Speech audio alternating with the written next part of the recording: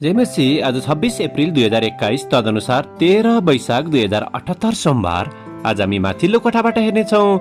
आजको शीर्षक छ परमेश्वरलाई पुकार्नु। आज हामी परमेश्वरको वचन भजन 126 को 1 देखि 6 सम्म पाठ गर्नेछौँ। परमप्रभुले हाम्रा निम्ति महान काम गर्नुभएको छ र हामी आनन्दले भरिएका छौँ। हे परमप्रभु, नेगुए देशका नदीहरू उर्ले झैं हाम्रा सुख शान्ति फर्काइदिनुहोस्। आँसुका साथमा छर्नेहरूले आनन्दका गीत गाउँदै कटनी गर्नेछन्। जो रुँदै रुँदै बिउ बोकेर छर्न जान्छ, त्यो फसलका बिटाहरू बोकेर आनन्दले गीत गाउँदै फर्कनेछ। आमेन। यूहन्ना 11:35 लेखक यहाँ जोड दिनुहुन्छ। येशू रुनुभयो। आमेन। लेखक आफ्नो अनुभव र विचारलाई यहाँ यसरी प्रस्तुत गर्नुहुन्छ। जब हामीले बहिनीलाई एयरपोर्टबाट बिदाई गर्यौं, तब उनले जीवनमा कस्ता सङ्घर्षहरूको सामना गर्लिन् भन्ने विषयमा हामी अनभिज्ञ थियौं। उनी जवान थिइन् र बाहिरको बोर्डस विद्यालयमा मेडिकल विषय लिएर अध्ययन गर्ने निर्णय गरेकी थिइन्। आफ्नो परिवार र मित्रहरूबाट टाढा रहने कुरा उनको निम्ति त्यति सहज थिएन। त्यसैले उनले बीचबीचमा घरिघरि प्राय आमालाई रुँदै फोन गर्ने गर्थिन् र आफ्नो पढाइलाई त्याग्ने कुरा बताउँदथिन्। यद्यपि हाम्री आमा र मैले उनलाई चाहिने सान्त्वना दिने प्रयास गर्दथ्यौं। मैले पनि विगतमा बोर्डस विद्यालयमा अध्ययन गरेको थिएँ र रुन्नको निम्ति कसैको सहारा नपाउँदा कस्तो अनुभव हुँदछ भन्ने विषयमा मलाई राम्रोसँग थाहा थियो।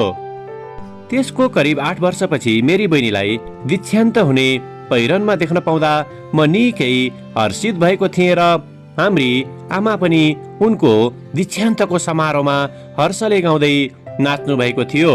उक्त समय मैले विगतमा आमाले पढाइ र चिन्ताको भारले दुब्लाएकी बहिनीलाई हेर्दै निकै रुनु भएको र प्रार्थना गर्नुभएको क्षणहरूको सम्झना गरेको थिएँ। कहिलेकाहीँ जब हामी सङ्घर्षहरूद्वारा गुज्रिदछौँ, तब हामी आफ्नो जीवनमा असह्य दुःख हुन्छ होला भनी निकै चिन्तित हुँदछौँ। तर जसै मेरी बहिनीले उनको भयलाई दबाउनको निम्ति हामीलाई वर्षौंसम्म लगातार फोन गरेर वेदना पोखाउने गर्दथिन्, हामी पनि परमेश्वर सामु आफ्ना वेदनाहरूलाई पोखाउँदै उहाँलाई पुकार्न सक्दछौँ। प्रार्थनाद्वारा नै हामी आफ्नो सङ्घर्षहरूलाई परमेश्वर सामु राख्न सक्दछौँ र हामीले जुनसुकै समस्याको घडीमा उहाँबाट सान्त्वना पाउन सक्दछौँ। जीवनमा जस्तो सुकै सङ्घर्षहरू झेल्नु परे तापनि परमेश्वरले हाम्रो हात निरन्तर समाइरहनु हुँदछ। आमेन।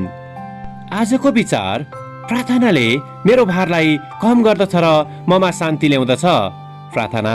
प्यारो परमेश्वर, सङ्घर्षहरूमा हाम्रो प्रार्थनाहरू सुन्नुभएको निम्ति धन्यवाद। हामी तपाईँको पुत्र येशू ख्रिस्टको नाउँमा प्रार्थना गर्दछौँ।